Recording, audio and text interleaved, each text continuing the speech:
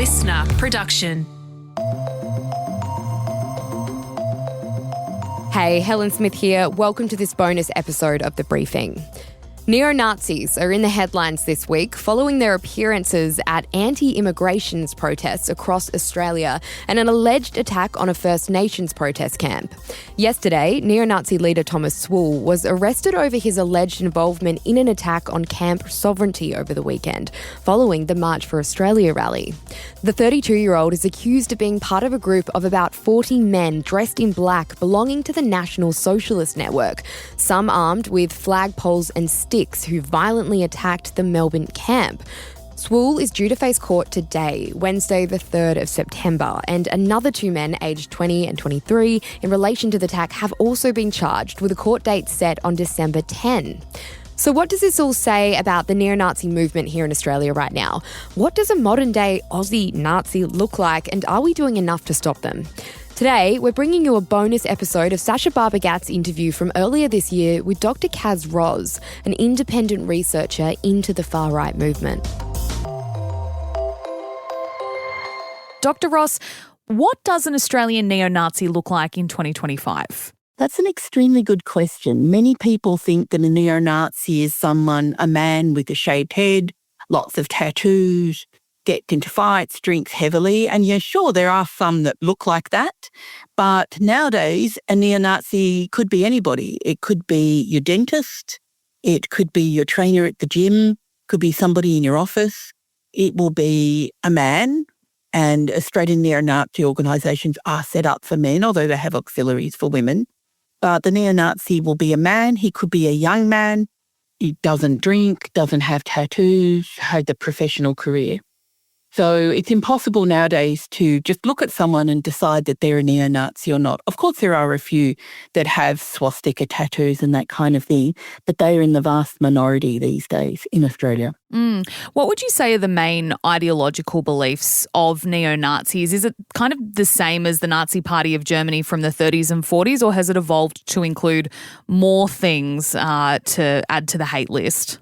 They basically see Hitler as the greatest man that ever lived, and as the leader of the neo-Nazis in Australia has said recently, there are two great men in history, Jesus Christ and Adolf Hitler. So they hold Hitler up as the big success story, and what they think successful about Hitler is they see him as someone who successfully reconstructed his country, united the country around national identity, reformed the economy, gave a sense of pride to Germany. They're the achievements of Hitler that they look to.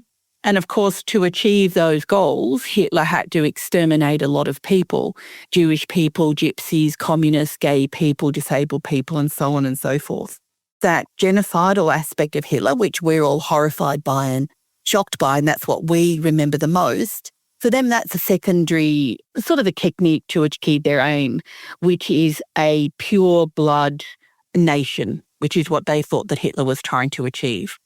They basically followed pretty well that exact same procedure for getting a pure white Australia. Their idea is that anybody who's not white needs to leave Australia.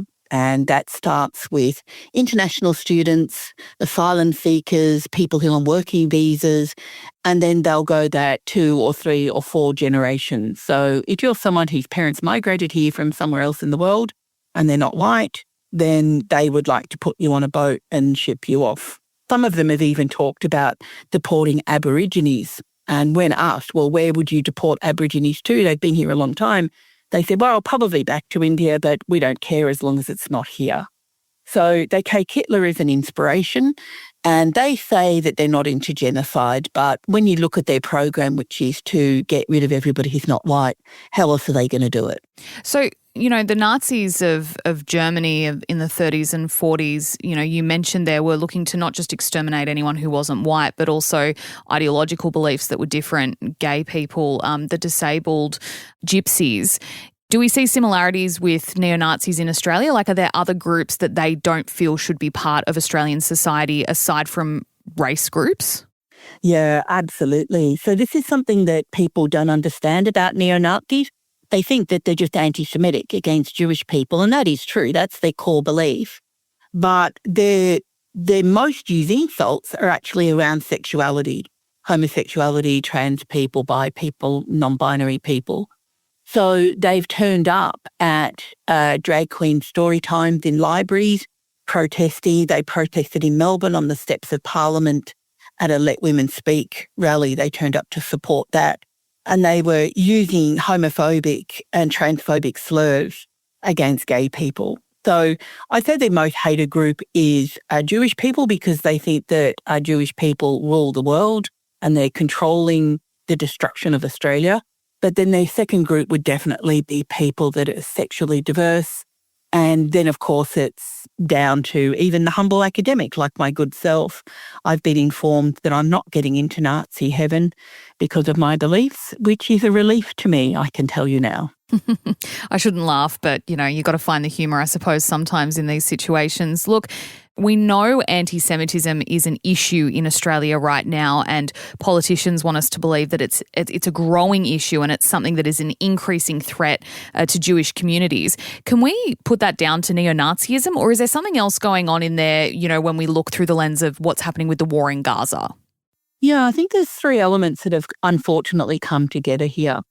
The first is, of course, neo-Nazis have been talking about the Jewish plot, and the destruction of Australia through migration is a Jewish plot, and the Jews control the banks and the Jews do this and so on and so forth. So they've been talking about that since forever. But what we did see is during the COVID period, when suddenly a lot of people started to say, hey, what's going on with this COVID? It's a plot from the World Health Organization. It's the World Economic Forum.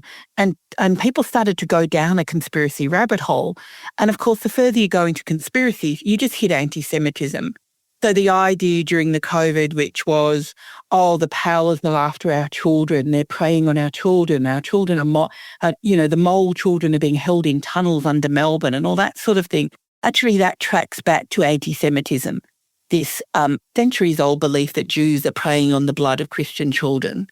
Then, of course, since October 7 last year, the actions of Israel in Gaza and the way that that's played out in Australian politics, an increase in the hate crime legislation, people being arrested for doing Hitler salutes or drawing swastikas and all that kind of thing, has increased people's notion of anti-Semitism, that they feel that Zionists get a special deal in Australia, that Zionists had more power than other people, and that, of course, feeds into the same anti-Semitism narrative. I'd like to also point out that a number of the people that have been convicted of doing Hitler salutes and drawing swastikas aren't actually Nazis. This is a real issue. I see very few, actually, of the Nazis that I research and follow and observe. I see very few of them being charged under this sort of legislation. And it's usually, some drunken guy at the footy or some teenager with a Sharpie pen at the bus stop that are the ones that are being pulled up. So I think those three things come together, yeah. Yeah, no, I'm curious what you think that means then, because to me, I see, the organised rallies, even though, I'd look at that and say 40 blokes with balaclavas thinking they're tough isn't particularly threatening. But the question then is, if they're not getting charged, and, the ones in Adelaide were charged, but if the leaders of these organisations are kind of seeming to slip through the cracks and people who are, doing a Nazi salute at the footy or the kid at the bus stop are getting charged, is that telling us then that the ideals of neo-Nazism are seeping wider into society in Australia, or were those people already kind of engaged in those groups? Like, what do you think we can learn from that? Yeah, I think that there's a sense of crisis in Australia, that people feel that the cost of living, the housing, all of these issues are having a big impact on their life. And the people with the ready narrative to explain that are the far right. And that is to blame immigration for every issue that Australia ever faces. So if you can't rent a house or you can't get a place at university, or you can't get a job, you blame immigrants.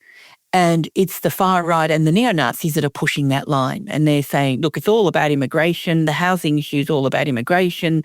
And of course, who's pushing immigration? It's the Jews. It's their anti-Semitism line.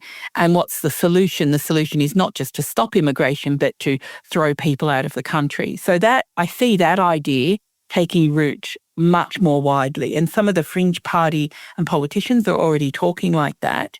In the case of the neo-Nazis They turned up in places like Melbourne at a asylum seeker rally yelling, "F off, we're full."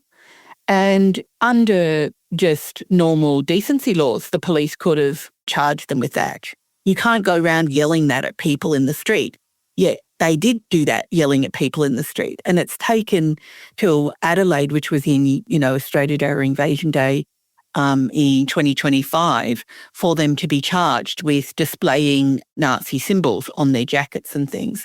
In terms of whether or not they're growing, and we look at 40 people in balaclavas and think, yeah, big deal. 4 years they were nowhere. Now they've got hundreds and hundreds of men meeting every single week to do what they call train and tribe.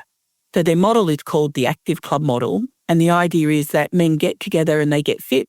They work out, they do weights, they do running, they do boxing, they do mixed martial art, that kind of thing. So they're training. And the tribe is they form a community. And that community is based on the ideology of Hitlerism, of Nazism. So I think they've had a dramatic growth. Certainly even this year, they've had a huge growth as people think, it's not so bad to be a Nazi. Hitler wasn't such a bad guy after all.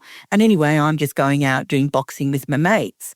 But you have to wonder if they're training, what are they training for? And they think they're going to take power. They think there's going to be a race war, and they're pretty well training for that. What other tactics are they using for recruitment? Are they using online methods, as we've seen with, say a group like ISIS, which that was its main recruiting tool, especially for people overseas? Is this movement similar, or is it mainly grassroots, mainly on the ground, trying to get into communities and particularly focusing on teenage boys? Their online recruiting is extremely successful. So they recruit through the gaming platforms, such as Steam or Discord. They will target young people through Roblox, which is, something that kids do online. They, of course, use word of mouth, get their mates in. They are in the comments section. So Channel 9 or Channel 7 does an expose of Nazis. People are talking about it on Facebook. They'll jump into the comments section and they'll start looking for people that look sympathetic.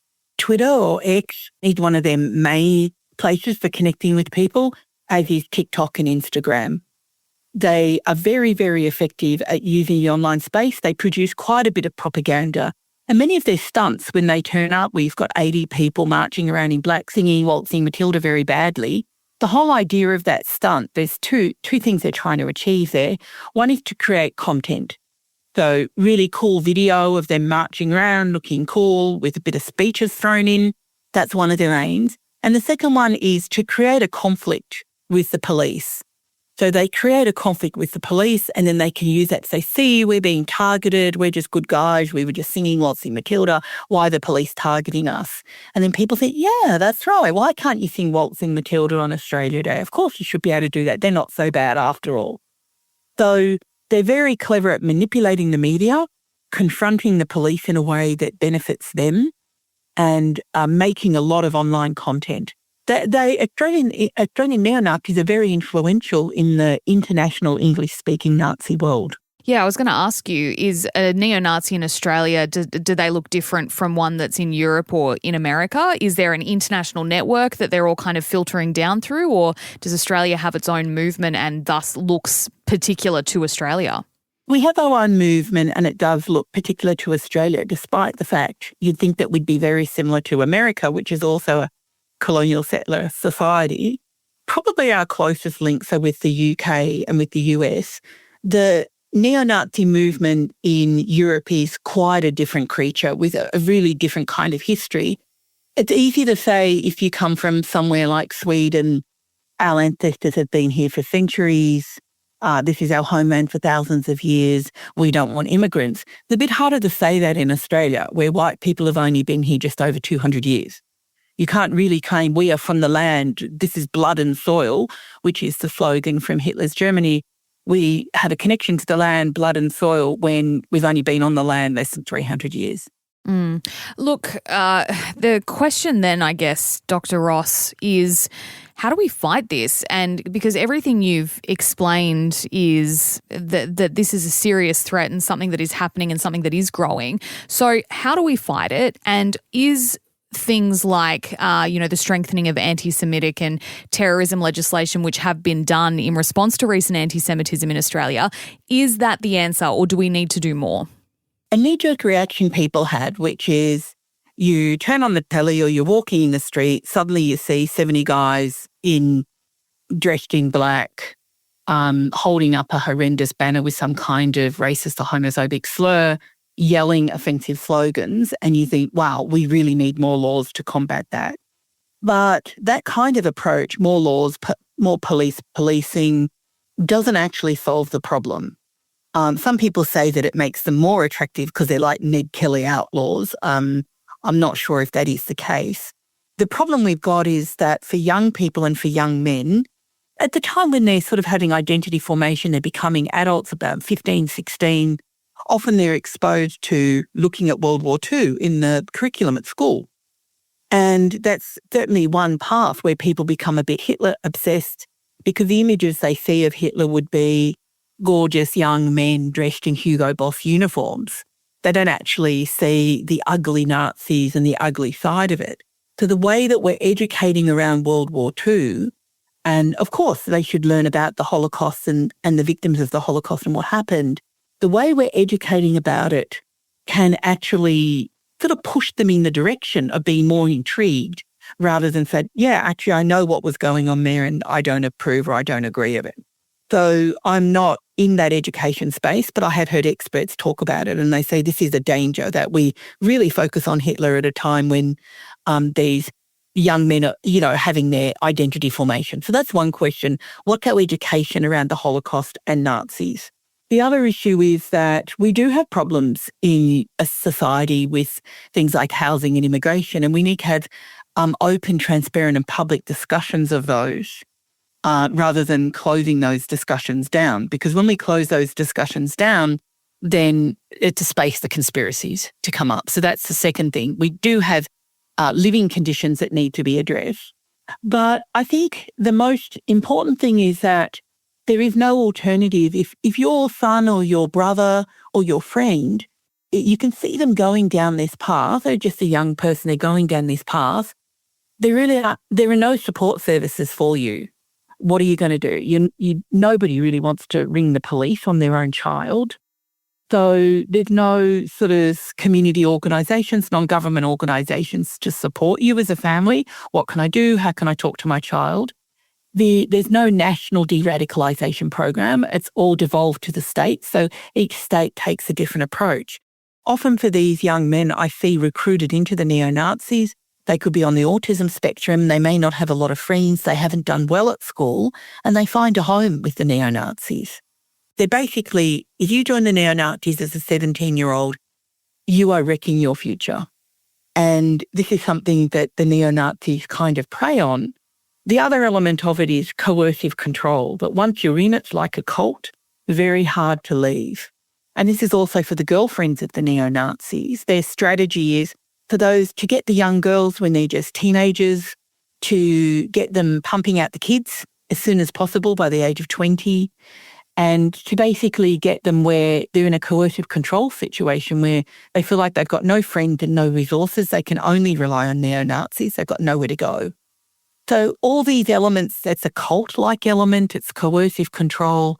We need community-based organisations that can help people navigate this for the loved ones in their lives that are getting sucked into this kind of thing. Dr Kaz Ross, I feel we've only just scratched the surface, but we do appreciate your time. Thanks so much for joining us on The Briefing. You're very welcome.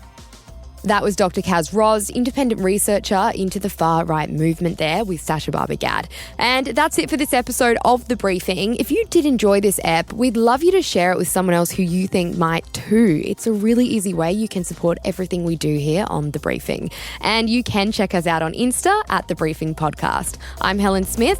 Catch you next time.